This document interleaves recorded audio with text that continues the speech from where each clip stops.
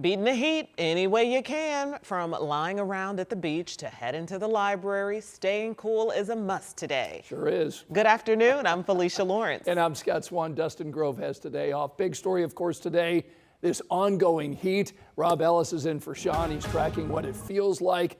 And triple digits again, right? Triple digits yet again. And we're probably going to take this and do it again for tomorrow and do it again for Thursday. And then we might start to see some relief. But I think the peak of it is here and will likely last at least another couple of days or so. Let me show you the current numbers. We'll talk about heat index values. We're currently sitting at 91, but 92 is the highest number I see on the board currently.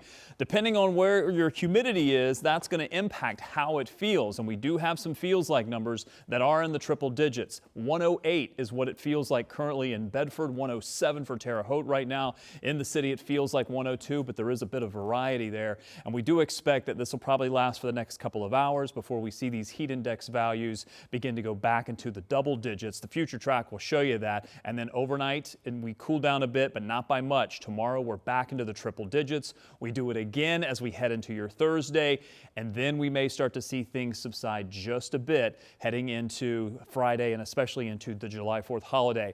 The heat advisories have now been upgraded to extreme heat warnings. That's essentially to give all of the Midwest pretty much the same pattern. We're all under this. We're going to get through it together as the heat is likely going to continue at least for another few days. Here are the temperatures. We're expecting 95 for tomorrow, 94 for Thursday, and then the temperatures ease down a bit as we get into July 4th. But 90 on Saturday is still going to be very hot. The difference here is that starting sometime on Friday, we're going to start to increase the rain chances, and those rain chances will start to go up. So the heat index values that we see of 100 plus, they will ease a bit. We won't quite see as much of that as we get into Friday and Saturday. Coming up, I'm going to talk a little bit more about that rain chance, show you when we could have a chance for storms as well, of course, heading into the very busy holiday weekend. I'll have it for you coming up in just a few. All right, Rob, we'll see you in a little bit. The city of Indianapolis said today that cooling centers in public areas are open if you're trying to escape the heat. So this would include Indy Park's family centers and branches of the Indianapolis Public Library.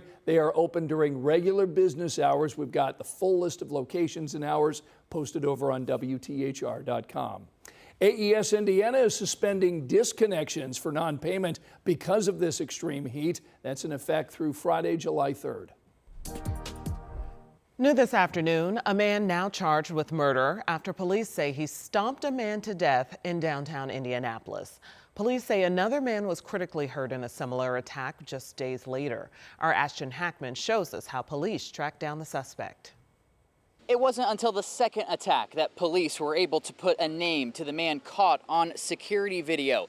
Investigators say he stomped two homeless men out of frustration.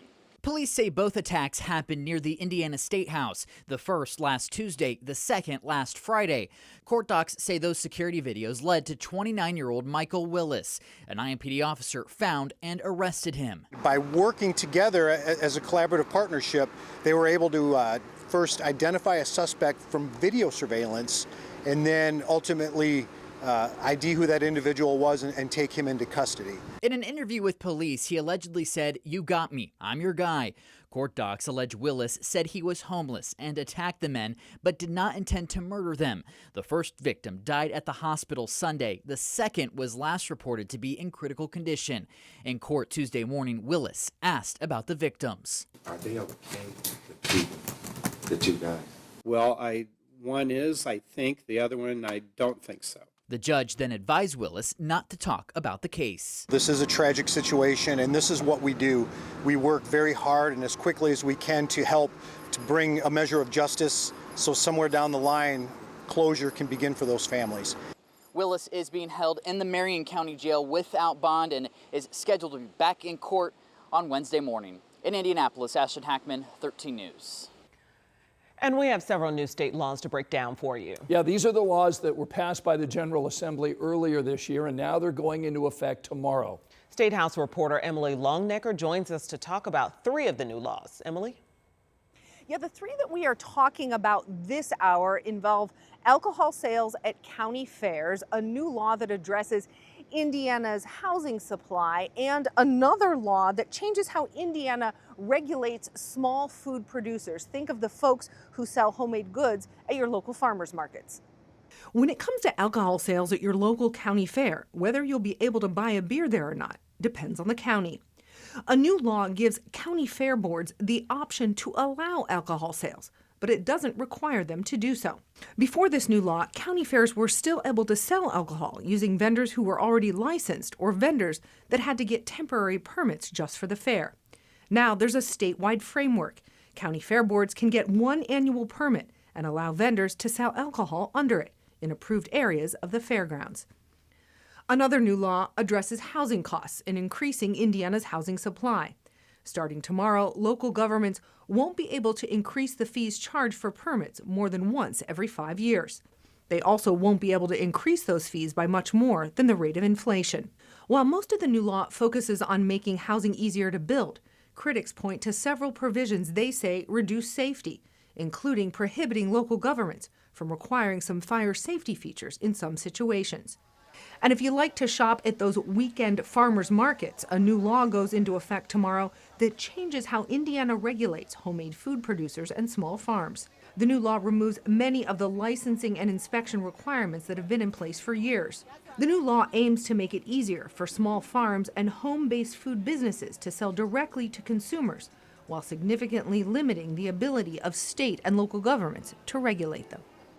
Coming up tonight at 5, we'll break down 3 more new laws and their impact on Hoosiers at the Indiana State House. Emily Longnecker, 13 News. And now to Washington, D.C., where today the U.S. Supreme Court ended its term with 2 blockbuster rulings. Karen Kaifa is in Washington to break down the High Court's final opinions on birthright citizenship and transgender athletes. The Supreme Court knocking down President Donald Trump's executive order to end birthright citizenship and leaving in place the more than century-long understanding that anyone born in the United States is a U.S. citizen, even if that child's parents are not. Cecilia Wang, National Legal Director for the American Civil Liberties Union and a birthright citizen, made the argument against the Trump administration in April. This decision reaffirms one of the fundamental pillars of American life, that all of us who are born on American soil are citizens alike. Joined by Justices Brett Kavanaugh, Amy Coney Barrett, Elena Kagan, Sonia Sotomayor, and Ketanji Brown Jackson in a 6-3 majority, Chief Justice John Roberts wrote of U.S. citizenship, quote, "The framers of the 14th Amendment extended that promise to every free-born person in this land. We keep that promise today." In a dissent, Justice Samuel Alito wrote the ruling, quote, "preserves a powerful incentive to enter or remain in this country illegally," an idea echoed by House Speaker Mike Johnson Tuesday. It's been abused. It's one of those things that was intended to serve a noble and important purpose and has been thwarted. Also Tuesday, the court's conservative majority upheld state laws that ban transgender athletes from playing on girls' sports teams, including one in West Virginia. This is the best way to make sure that women and girls and transgender athletes have appropriate places to play that is fair and competitive. Joshua Block of the ACLU argued on behalf of the plaintiff in the West Virginia case, Becky Pepper Jackson. In time, the people are going to see today's decision as a historic mistake. In Washington, I'm Karen Kaifa. Well, today, former Indianapolis Mayor Greg Ballard submitted signatures to get on the ballot. The former Republican, now Lincoln Party member, is running for Indiana Secretary of State. He's actually running as an independent. He submitted 74,000, but only needs about 36,000 signatures to have his name appear on the ballot. The other big names running for Secretary of State, Republican Max Engling and Democrat Bo Bai, and they already have millions backing them. Loring Schillings will also be on the ballot for Libertarians. Not expected for Ballard to have that kind of support, but he does already have name recognition. Voters head to the poll in November. Governor Mike Braun is directing the state to reimburse local governments for any revenue they've missed during his 2 months of gas tax suspension. Well, the governor says state leaders are working to calculate the amount to make local governments whole again. Well, the state budget directors will take the request to transfer funds from the State Highway Fund for April and May to the state's Board of Finance on July 21st. Then local governments can expect reimbursement from the state comptroller's office within 5 to 7 business days. This morning, the Indianapolis Neighborhood Housing Partnership hosted a groundbreaking ceremony for its first affordable homes. The ceremony took place in Beech Grove today. The new homes will be built on property formerly owned by Franciscan Health. This is the second location where INHP is developing these affordable homes outside of city limits. There's a very special sense of community here in the city of Beech Grove, and today's a testament to that. There are several entities and organizations and individuals that work together to make today happen. So without that community feel and the collaboration between many different organizations, today wouldn't be possible. That's what's special about Beech Grove. We have something special here, from our schools to our city to our Main Street. People want to live here, so now we're going to give them that opportunity to actually choose to live in the city of Beech Grove, because there's not many places to grow here in the city. So having this opportunity, it's going to be huge and vital for our future. This is one project the INHP is working on to turn vacant areas into usable and valuable spaces.